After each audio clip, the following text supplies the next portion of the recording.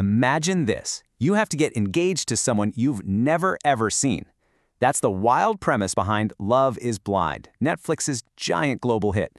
But is it really an experiment about love, or is it something else entirely? Well, we're about to dive in and find out. The whole idea is pretty simple, right? Singles fall in love and get engaged from behind a wall. But after all these seasons, all the spin-offs, and just a constant stream of drama, you gotta wonder, is the show really testing if love is blind? Or is it maybe testing the limits of the contestants themselves? So to really get to the bottom of this, here's how we're going to break it down. First, we'll look at the show's whole social experiment setup. Then, we'll get into the juicy stuff, the classic TV drama it always creates. We'll explore the big fan debate over what's actually real, go behind the scenes to see how the show is really made, and finally, we'll look at the actual numbers to see if this whole thing, works. Okay, so let's start at the beginning, with the premise. On the surface, Love is Blind really does position itself as this genuine social experiment. The big idea is to see if an emotional connection can totally trump physical attraction. And the structure they use is actually pretty brilliant. It all kicks off with 10 days of blind dating in these things called the pods. If you make a connection and get a proposal, then, and only then, you finally get to meet, and you're immediately whisked away on a honeymoon. From there, it is an insanely fast track to the altar, moving in together, meeting the families, planning a wedding, all in just a few weeks. It's this high-speed journey from total strangers to, maybe, spouses. But of course, it is never that simple. The second these couples leave that controlled, quiet environment of the pods, the whole social experiment idea just collides head-on with the demands of reality television. And that is when things get really interesting. This fan reaction from a recent season, it just perfectly sums up the tension. See, one contestant became totally convinced her fiancé broke the rules by looking her up on social media. Her investigation turned their romance into a full-blown interrogation. It sparked this huge debate online. Was she just looking for the truth, or was she creating drama for TV?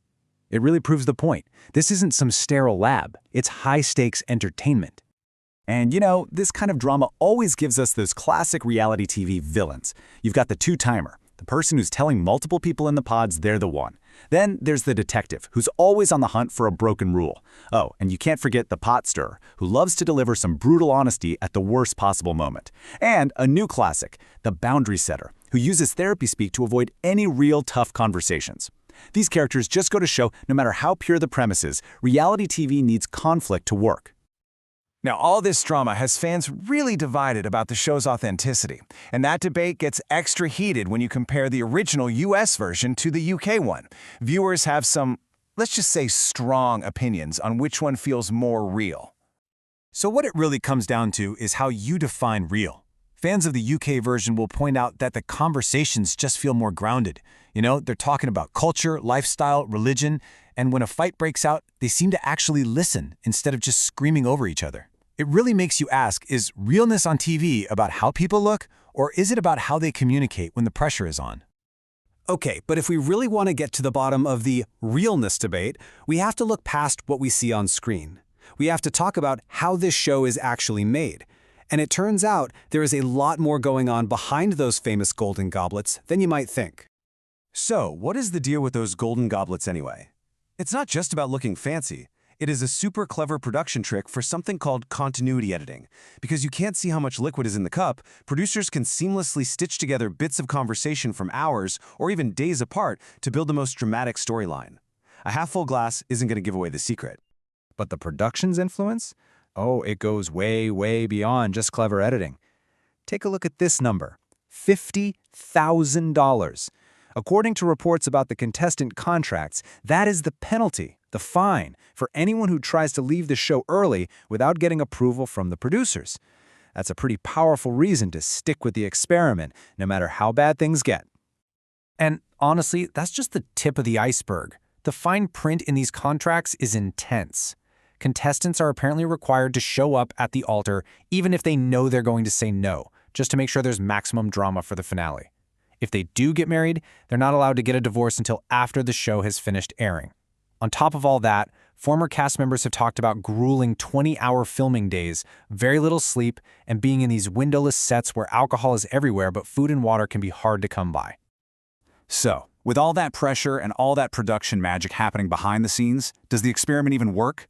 To figure that out, we've got to look at the cold, hard data. If we use the first couple of UK seasons as a test case, we can see who actually manages to stay together after the cameras are long gone. Yeah, when you actually look at the results from the UK version, a pretty clear pattern starts to show up.